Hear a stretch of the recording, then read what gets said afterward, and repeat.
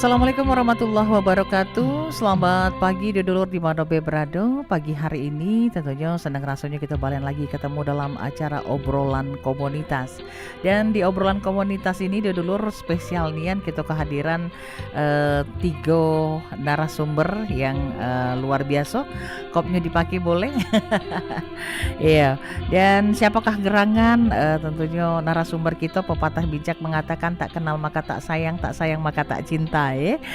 Kita bakal kenalan tetapi kita bakal bahas dulu yang namanya tema hari ini adalah meningkatkan kepedulian masyarakat dalam keselamatan berkendara dengan duta safety reading ya. Dan ini kita sudah bersama kawan-kawan kita dari komunitas Fakultas Kesehatan Masyarakat Universitas Sriwijaya Palembang. Yang pasti dulur yang ada di rumah ya yang penasaran dengan para narasumber kita nih pacak jingok channel YouTube kita ya terus juga pacak lewat RRI Digital untuk jingok tentunya obrolan kita di kesempatan pagi hari ini. Nah, dulurku, pepatah bijak tadi yang kata Cik Gaya, tak kenal maka tak sayang. Kita kenalan dulu dengan narasumber kita. Narasumber kita yang pertama adalah ini adalah Mbak Dr. Nofrika Sari ya, SKM MKes. Beliau adalah Wakil Dekan 1 dan juga merupakan tim dari dosen K3 FKM Universitas Sriwijaya Palembang. Kita sapa dulu tentunya Mbak Nofri, sehat? Sehat ya? Sehat ya. Yang pasti tuh sehatnya dulu. Iya. Sehat dulu. Biar semangat. Dan selamat. Nah, sehat dulu biar semangat dan selamat. Wih, pesan luar biasa. Pacak pula ngambil kata-katanya tuh. Hat ya, ngat ya, mat ya terakhirnya ya. Oke, selanjutnya yang kedua. Ini adalah Mbak Popi Pujianti SKM MSc.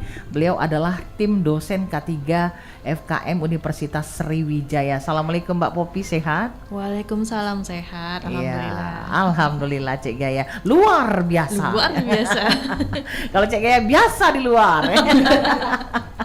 Oke, selain Mbak Popi di sini ada Mbak Mona. Ini tak kalah cantiknya juga. Mbak Mona Lestari SKM ya, MKKK. Ini boleh tahu dulu dak kira-kira apa dia dan MKKK ini? Mirip-mirip dan kalimah. Enggak, bercanda. Bercanda. KK itu adalah kepanjangan dari keselamatan dan kesehatan kerja. Oh, keselamatan dan kesehatan kerja. Artinya Magister Keselamatan dan Kesehatan Kerja. Iya, betul. Oh, alhamdulillah ya. Oke, ini tamu-tamu yang luar biasa, dulurku. Bahasan kita adalah tentang meningkatkan kepedulian masyarakat dalam keselamatan berkendara dengan duta safety reading. Nah, kita ke Mbak Nofrika dulu. Mbak Nofrika, kita kalau ngomong ke masalah bahasan kita ini, kita pengen dulu kenal FKM itu apa sih sebenarnya? Nah, itu kalau Juwong tadi tidak kenal tak sayang, gitu kan? Apa dia yang namanya FKM tuh? Jadi FKM itu Fakultas Kesehatan Masyarakat, fakultas yang ke-10. Fakultas yang ke-10 di Universitas Sriwijaya. Jadi yang bungsu. Oh, yang bungsu. Adik boncet gitu. Jadi Uju ini. Nah, si Ucu, ya si Ucu, ya benar si Ucu. Ada 4 program studi. Oke. 3 yang sarjana, yang psikonya yang S2. Oke, yang psiko S2 yang 3 sarjana. Oke, dari 4 ya. Yang sarjana ini ada sarjana gizi masyarakat, yang kedua prodi kesehatan, sarjana kesehatan lingkungan. Oke. Dan yang ketiga itu ada sarjana kesehatan masyarakat. Sarjana kesehatan masyarakat. Oke, jadi ada 3. Magister itu magister kesehatan masyarakat. Oh, magisternya. Jadi artinya sarjana masyarakat, kemudian sarjana kesehatan lingkungan, kemudian gizi, dan magister kesehatan masyarakat. Wah, luar biasa. Ini kita kepengen tahu juga nih sebenarnya lulusannya ini bekerja di bidang kesehatan PCASN atau tidak nih di BUMN atau apa? tidak segalonnya ASN, Iya. di swasta juga bisa Bisa. disiapkan, atau buka usaha. Disiapkan semua mata kuliah itu sekarang udah merdeka belajar. Udah merdeka belajar. Jadi selain kerja di pemerintahan atau di swasta, Yeah. juga disiapkan mahasiswanya itu untuk membuka lapangan pekerjaan. Untuk membuka lapangan pekerjaan. Jadi artinya luas juga ya ini ya. Nah, jadi tidak tok akhirnya cuma di ASN atau PNS begitu ya, tetapi juga di segala lini bisa gitu ya, pacak. Wah, ini yang dicari tuh yang PACAK, pacak. Pacak. Kalau mungkin cuma pacak ya, pacak galau. Oke, kita ke Mbak Popi. Nah, Mbak Popi, kita kebaliknya nih. Apa dia yang disebut dengan katigo lingkungan? Katigo, lingkupnya itu apa orang kira-kira? Iya, jadi K3 ini kan kepanjangan dari keselamatan dan kesehatan kerja, gitu. Jadi luas sebenarnya ya. Jadi pada dasarnya keselamatan dan kesehatan kerja, kata kuncinya itu di kata kerjanya itu, Cek. Iya. Jadi kita tuh pengen pekerja siapapun itu selama dia bekerja dia harus selamat dan sehat. Selamat dan sehat.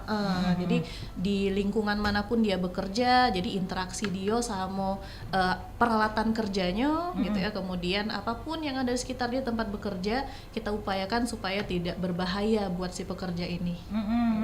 Oh, jadi ada ke situ ininya ya. Untuk keselamatan daripada pekerja itu sendiri. Nah, kalau dikaitkan dengan apa nih? Mbak tadi gelar tadi, Magister Keselamatan dan juga Kesehatan Kerja. Ya, karena kebetulan kalau di tempat saya kuliah kemarin emang sudah spesifik ke K3-nya. Ke K3-nya. Jadi kita memang selama 2 tahun kuliah kemarin spesifik mempelajari terkait ruang lingkup yang masuk dalam K3. Oke, jadi yang masuk dalam ruang lingkup K3 itu sendiri. Iya. Nah, ini dengan katanya ada kegiatan nih. Iya, Ya, betul. ini nggak tahu gitu kegiatan itu katanya masalah safety reading. Mungkin ke Mbak Nofri lagi nih, Mbak Nofri kan. Safety reading itu sebenarnya apa sih? Oke. Mungkin ditambahkan dulu ya. Iya. Cek Gaya ya. Ada khusus di Kesmas itu ada peminatan. Ada peminatan keselamatan dan kesehatan kerja salah satunya. Iya. Nah, keselamatan dan kesehatan kerja ini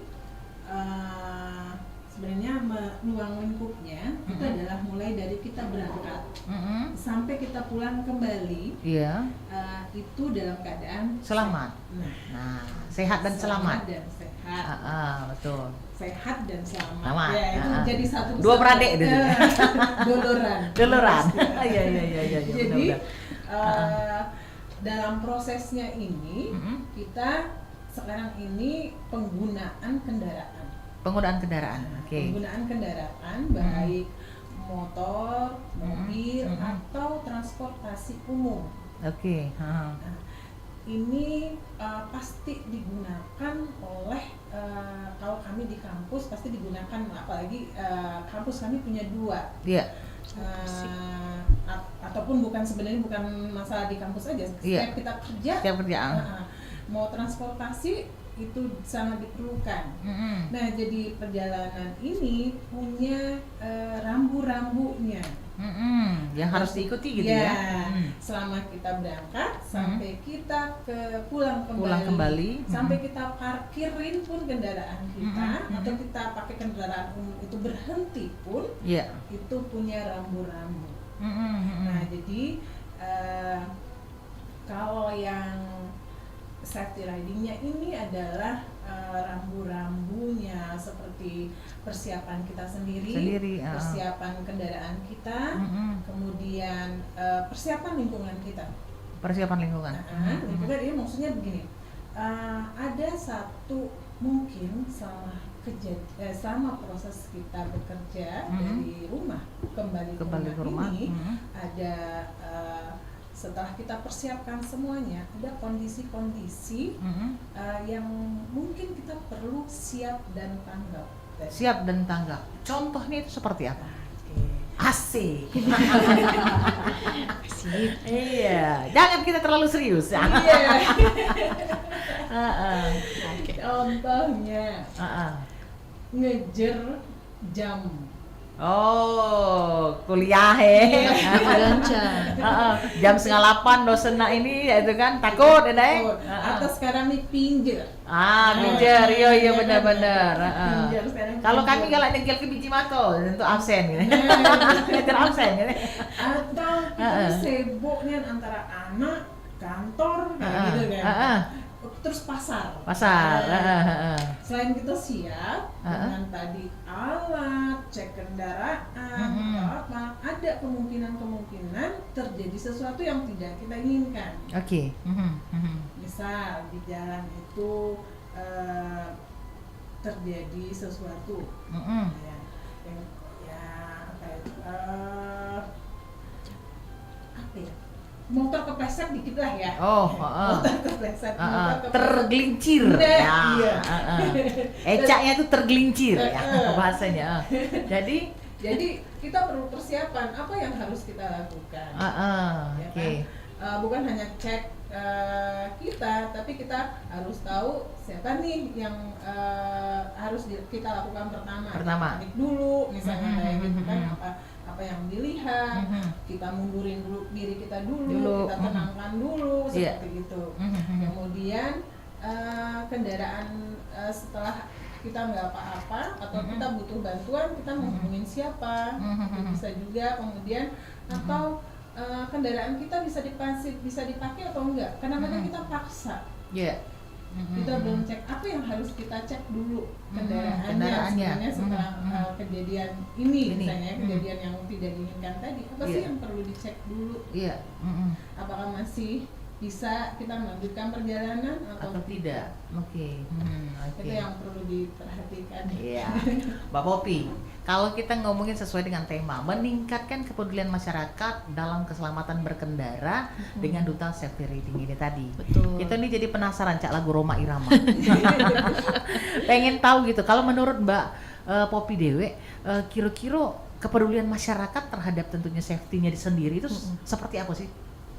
Sebenarnya bukan bermaksud kita tuh nak menilai masyarakat Ya, gitu tidak Cek. bermaksud menilai. Iya. Tapi kan kita mengingatkan begitu ya, kalau memang ada yang lupa. hanya mengingatkan. Ya. Kalau kita nengok kan sering kalau di sosial media itu kejadian-kejadian kecelakaan, gitu ya, mulai dari kendaraan roda 2 sampai roda 4. Ada yang memang kecelakaan itu memang yang celako itu yang lalai. Yang lalai. Cuman kadang-kadang kan juga kita itu lah aman-aman bawa kendaraan gitu ya, lah sudah benar kita bawa, orang lain yang kena ke kita gitu. Jadi untuk supaya yang apa ya istilah itu kita jangan jadi korban gitu ya, jangan pula kita jadi yang melakukan kelalaian ini tersebut, ya, makanya kita tuh harus meningkatkan kesadaran ini tadi gitu, bahwa semua orang mau yang dia nak bawa kendaraannya, dia yang jadi penumpang gitu kan, bahkan pun termasuk itu penumpang kendaraan umum, Cek. Karena kalau kita nak ideal itu kan sebenarnya kalau kendaraan kayak bus gitu kan idealnya kita tuh nak ada seat belt ya sebenarnya, kayak gitu. Nah itu contohnya aja. Jadi makanya tadi kita tuh pengen meningkatkan kesadaran untuk semua lapisan masyarakat, gitu. Karena balik lagi ke sebenarnya definisi K3 tadi kan keselamatan dan kesehatan kerja. Tapi sebenarnya ruang lingkup kami ini lebih luas dari itu. Lebih luas dari itu. Artinya bukan cuma sekedar untuk para pekerja saja, tetapi kepada masyarakat luas. Gitu. Iya, karena aktivitas apapun yang kita lakukan itu kan dalam tanda kutip kerja. Macam wong Palembang kan gawe. Iya. Ada gawe. Dari mana? Ada gawe. Iya. Waya-waya ke wong dikit mana? Ada gawe. Iya makanya. Cara wong Palembang lah mau deh. Oke, dengan kata gawe tadi, apapun yang kita gawe ke, nah itu tuh sebenarnya harus kita bantu ajari gimana supaya aman gitu, gimana supaya tidak kita sakit atau luka atau celaka gitu. Oke. Mbak Mona, ini kita beralih di pertanyaan ini tadi, yaitu ada kaitannya dengan yang disampaikan oleh Mbak Popi tadi, di mana mungkin kita tidak bermaksud untuk menilai masyarakat seperti itu kan, tetapi keselamatan ini penting, di mana dari Fakultas Kesehatan Masyarakat ya, ini memiliki apa ya, uji kita tuh merasa terpanggil. Ya, ya. Iya, merasa terpanggil untuk tentunya sama-sama menyadarkan dan mengingatkan dan sama-sama peduli terhadap tentunya keselamatan ini tadi. Betul. Nah, kalau tadi kan dijelaskan bahwa Cek Gaya, kadang kita sudah berusaha nih Cek Gaya. Kita sudah pakai safety belt, kemudian kita juga sudah berusaha untuk ya memang benar-benar siap nih untuk berkendara.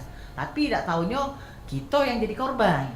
Wong yang melakukan kelalaian, tobok yang boleh celakonyo seperti itu. Nah, mengamati hal tersebut. Sebenarnya apa sih yang membuat masyarakat ini kayaknya masih agak tidak aware terhadap mungkin perlindungan terhadap diri sendiri seperti itu. Jadi kita itu ada, kalau di K3 itu ya, K3. cek ya. Jadi kan ada 3 faktor penyebab kecelakaan kalau secara general ya, yang penyebab langsungnya ya. Jadi yang pertama itu kan tindakan tidak aman, yang kedua itu lingkungan yang tidak aman, sama yang terakhir itu nasib. Tindakan tidak aman, lingkungan tidak aman, nasib. Iya. Kalau jadi, nasib tak saya ngatur itu kayak lillahi ta'ala itu pasrah saja. Iya, betul. Persentasenya seperti ini. Jadi kalau tindakan tidak aman itu 80%, lingkungan tidak aman itu 18%, nasib itu 2%-nya. Jadi yang paling bersatu adalah paling besar itu ya tindakan tidak aman. Tindakan tidak aman itu memang bukan dari diri kita sendiri saja. Jadi bisa dari orang lain. Jadi itu tadi kasusnya. Jadi kalaupun kita udah safety, udah menerapkan keselamatan berkendara, tapi orang lain belum tentu. Nah, sebenarnya itu masih PR kita sih sebenarnya. Ya, karena balik lagi itu masalah perilaku dan persepsi. Jadi kalau di kita itu kan kita ngelihat perilaku keselamatannya seperti apa, agar dia bisa melakukan tindakan yang aman, sama persepsi mereka terhadap mereka memandang keselamatan itu seperti apa sih. Jadi kadang itu kalau kita berbenturan dengan kata persepsi ya. Kadang kita menghadapi problema seperti ini, Cek. Jadi misalnya nih, kita kasih contoh yang kayak tadi ya, Cek. Jadi misalnya disuruh pakai helm, mereka nggak pakai helm. Katanya cuma dibucus itulah. Waya sini lah pakai helm. Padahal kan standarnya harus. Iya, standarnya kan harus. Helm, jaket, celana panjang, sepatu itu harus kalau kita bawa motor. Tapi dibucus inilah ngapain kan? Rasanya kan kayak itu. Jadi itu persepsi, Cek. Persepsi akibat persepsi itu ya. Akhirnya menggampangkan. Terus juga aku lah biasa bawa motor ngebut 10 tahun misalnya kan. Masih selamat deh gitu kan. Kayak gitu lah, memang masih PR buat kita masih sih. Menjadi PR. Nah, ini menarik nih sebenarnya kalau kita ngomong terhadap mungkin kepedulian dan juga kesadaran daripada masyarakat itu sendiri. Mbak Nofrika lagi. Nah, saya pengen tahu nih Mbak Nofrika. Ini kaitannya dengan emak-emak. Katanya emak-emak itu the power. Betul. The power of jalanan juga dia termasuk dia tuh kan, ngenjuk sen kanan, belok kiri, njuk sen kiri, belok kanan. Tinggal wong yang di belakang berejo kan itu. Nak kemana dia ini kira-kira. Nah, ini kira-kira cak mana nih Mbak terkait dengan emak-emak yang super power ini. Masih dengan persepsi tadi. Iya. Sebenarnya kalau kita itu bilangnya juga the power of emak-emak termasuk kita lah ya. Berarti kita memberikan persepsi bahwa mama juga benar. Kayak gitu.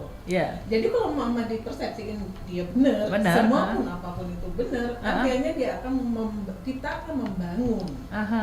Membangun bahwasannya apa yang dia lakukan itu benar. Gitu. Kalau saya ya, karena udah punya label itu gitu. Jadi seakan-akan ada memaklumi. Yang ini kita jadinya memaklumi. Adalah sebenarnya saya ingat ya, ada guru SMA saya bilang kayak gini. Kita itu membiasakan yang benar.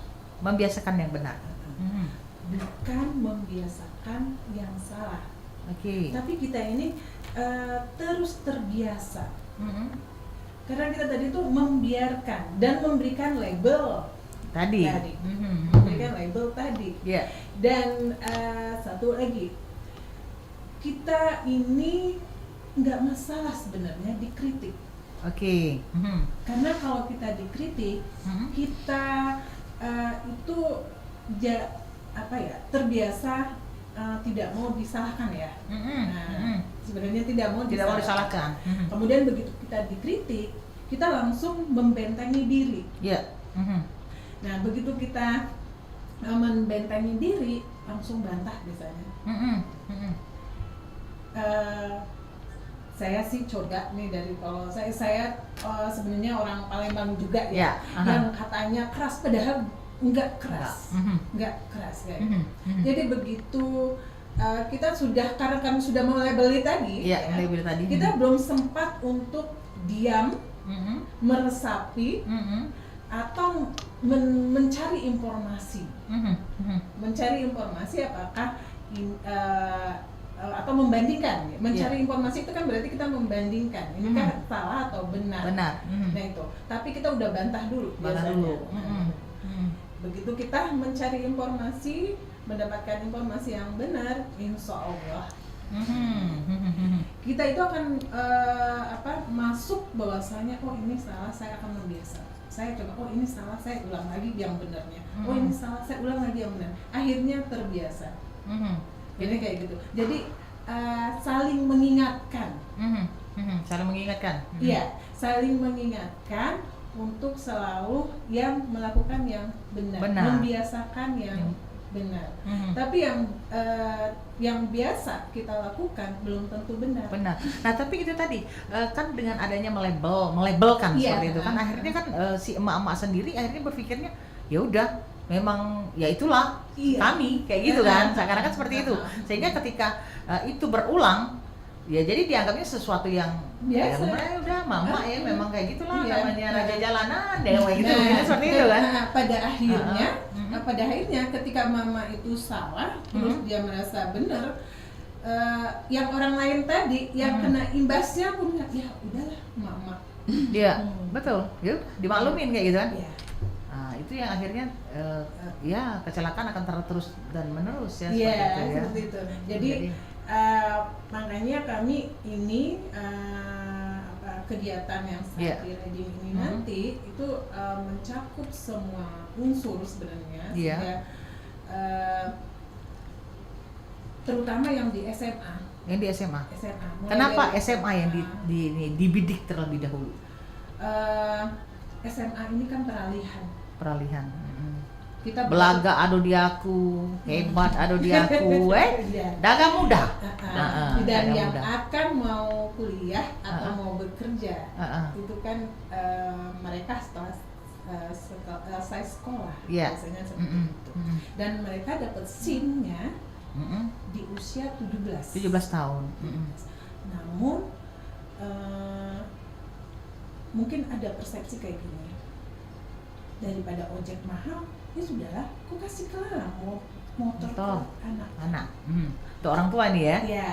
Tapi ini kan 17 tahun. 17 tahun. Anak SMA itu ada yang 17, ada yang belum. Belum lagi nanti ini yang SMP. SMP kan kita udah nahan ya, maksudnya udah orang tua mungkin sadar masih SMP. Jarang kita melihat juga, paling dia sekitaran kayak gitu ya, yang biasanya kita tegur aja. Tapi anak SMA, kalau SMA kan kelas 1, kelas 2 itu umurnya sekitar 15-an kan? 15-16 gitu kan. Jadi kan memang belum masanya dia untuk bisa dapat SIM. Terus egositasnya itu tinggi. Paling aku. Keakuannya yang ditunjukkan ya. Oke, baik. Mbak Poppy. Nah, kembali kepada Safety Reading ini. Sebenarnya sepenting apa dan untuk siapa sih? Nah, iya. Tadi kan sudah ada benang merahnya dari. Nah, memang cari sama kayak tadi benang merahnya. Jadi kayak terkait-kait sih nyari. Kata kuncinya nih dari tadi sudah kita sebutin loh. Tadi kan kepedulian masyarakat, terus tindakan tidak amannya. Terus kita bahas emak-emak tadi. Terus kita bahas anak SMA tadi. Anak SMA. Nah, gini. Jadi kalau orang itu kan perilaku kita itu terbentuk dari usia muda.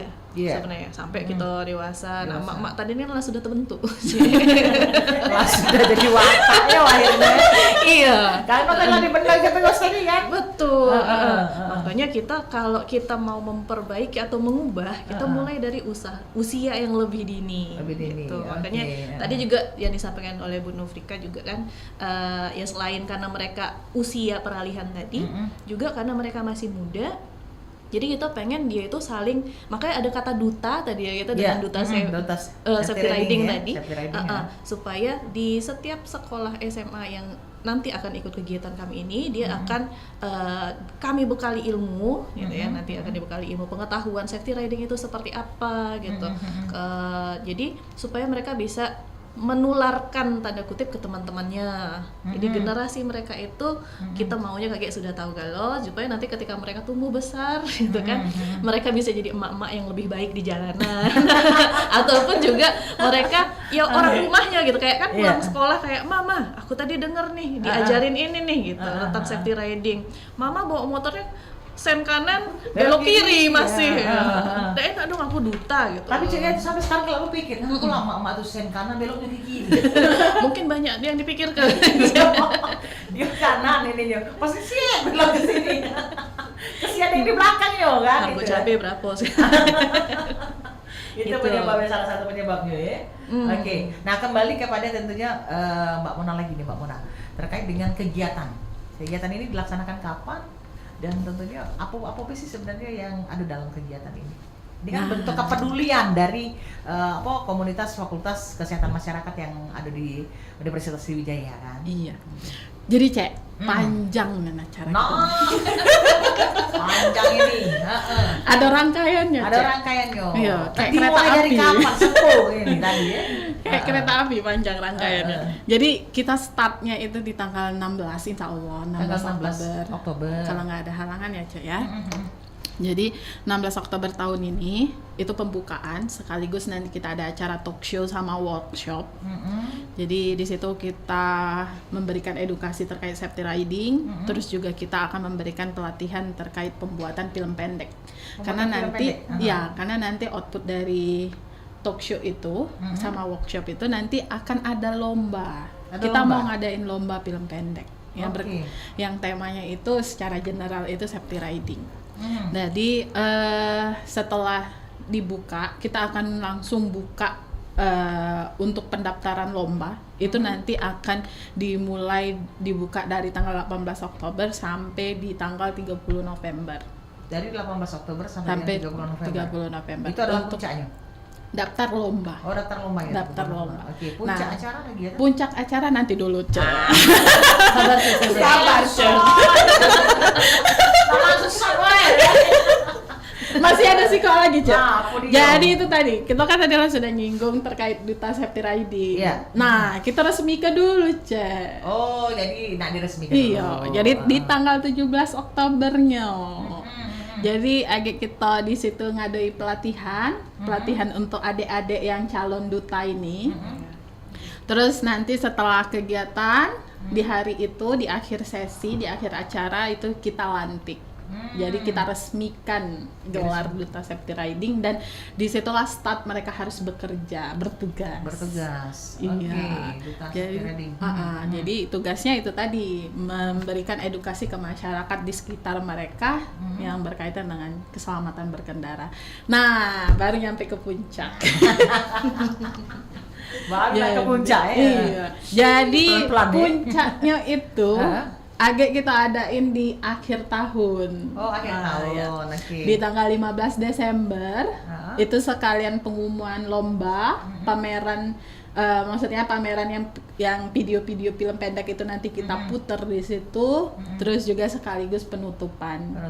Iya, jadi di situ kita ngadain expo sekaligus penutupan acara. Jadi penutupan seluruh rangkaian acara kegiatan safety riding. Ya. Oke, itu puncaknya. Iya, puncaknya. Jadi dari sekarang lah gaungnya lah sudah dikumandangkan. Iya. Oke, kembali Pak Nufrika. Jika penasaran Mbak Nufrika, selalu penasaran jika tadi kan diomongin katanya ada duta, duta safety riding ini tadi, ini diambil dari apa? Anak-anak sekolah, anak SMA, anak-anak SMA. Ini dari berapa sekolah yang diangkat?